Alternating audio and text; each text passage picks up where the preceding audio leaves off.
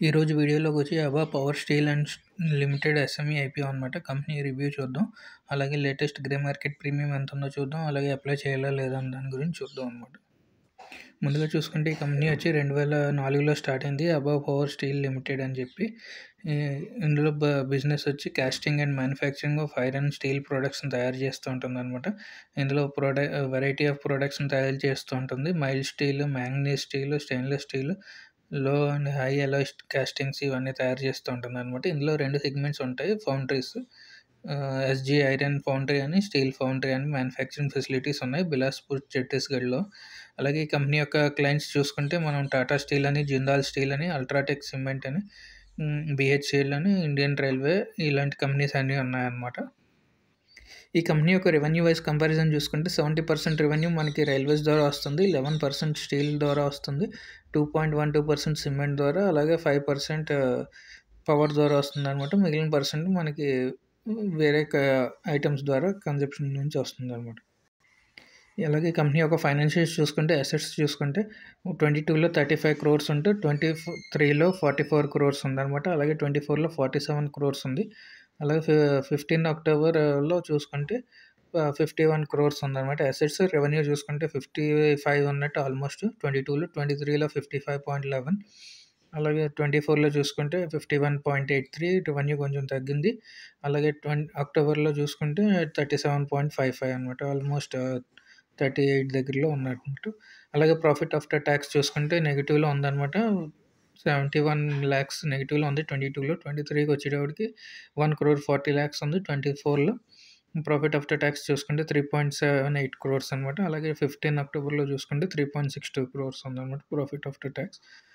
Operating కూడా follow అవుతూనే ఉంది. 22లో చూసుకుంటే -6 crores ఉంటే 23 వచ్చేటప్పటికి 7.96 crores అనమాట. ఆల్మోస్ట్ 8 crores వచ్చింది. అలాగే 24లో చూసుకుంటే మళ్ళీ ఫాల్ అయింది 50%. 4.69 దగ్గర క్లోజ్ అయిందనమాట మార్చ్ 24లో. ఇప్పుడు అక్టోబర్లో చూసుకుంటే 2.454 ఉందన్నమాట ఆపరేటింగ్ క్యాష్.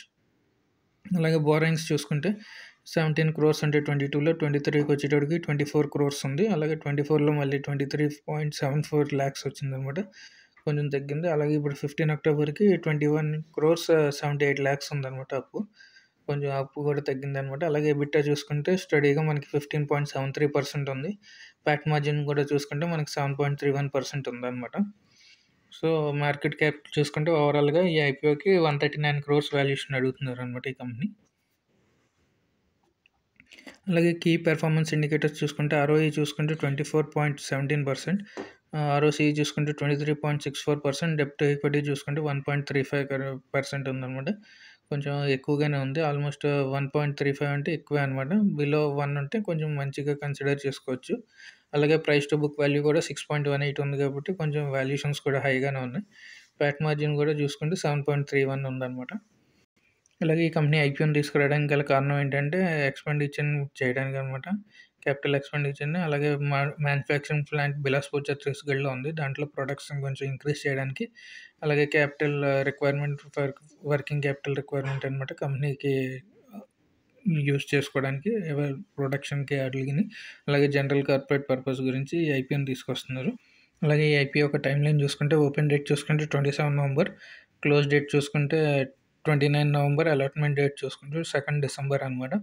లిస్టింగ్ డేట్ వచ్చి 4 డిసెంబర్. ప్రైస్ బ్యాండ్ చూసుకుంటే 75 per share. లాట్ సైజ్ చూసుకుంటే 1600 షేర్స్ ఉన్నాయన్నమాట. టోటల్ సైజ్ మనకి 38.54 crores అనమాట. అందులో మొత్తం ఫ్రెష్ ఇష్యూ చూసుకుంటే 31.04 crores. ఆఫర్ ఫర్ షేర్ చూసుకుంటే 7 crores 50 lakhs అనమాట. ఫేస్ వాల్యూ చూసుకుంటే 10 per share ఉంది. అలాగే లిస్టింగ్ ఉంది మనకి ఎన్ఎస్సి ఎస్ఎంఈలో. వెబ్సైట్ కనుక మనం చూసుకుంటే స్కైలైన్ ఫైనాన్షియల్ సర్వీసెస్ లిమిటెడ్ అనమాట. అందులో మనకి అలాట్మెంట్ తెలుస్తుంది అలాట్ అయిందో లేదో అని. అలాగే ఓవరాల్గా అప్లై చేయాలా లేదా అంటే కంపెనీ బాగానే ఉంది కానీ బిజినెస్ టు బిజినెస్ సెగ్మెంట్ అనమాట. మార్జిన్స్ కూడా బాగానే ఉన్నాయి. క్లయింట్స్ కూడా రెప్యూటెడ్ క్లయింట్స్ ఉన్నారు. బ్రాండ్ నేమ్ కూడా మంచిది. ప్రోడక్ట్ క్వాలిటీ కూడా బాగుంది. కాకపోతే రెవెన్యూ కొంచెం ఇంక్రీజ్ అవ్వట్లేదు అనమాట. ఇయర్ ఆన్ ఇయర్ రెవెన్యూలో ఫాల్ వస్తుంది. యాక్చువల్లీ ఇప్పుడు మోదీ గవర్నమెంట్, బీజేపీ గవర్నమెంట్ ఉండడం వల్ల డిజిటల్ మార్కెట్ని ఇవన్నీ ప్రొవైడ్ చేస్తున్నారు. అలాగే బిజినెస్ని కూడా కన్సర్న్ చేస్తున్నారు. అయినా ఈ కంపెనీ ఇంకా రెవెన్యూ జనరేట్ చేయకపోవడం అంటే కొంచెం కన్సర్నే అనమాట.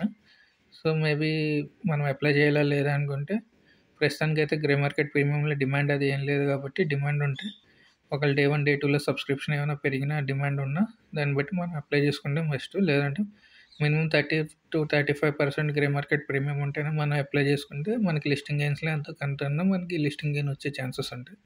లేదు లిస్టింగ్ గెయిన్స్‌కి బిలో 10% గాని, 20% బిలో ఉంటే మాత్రం అప్లై చేయకుండా అవాయిడ్ చేసుకుంటే మంచిదనమాట. Thank you for watching.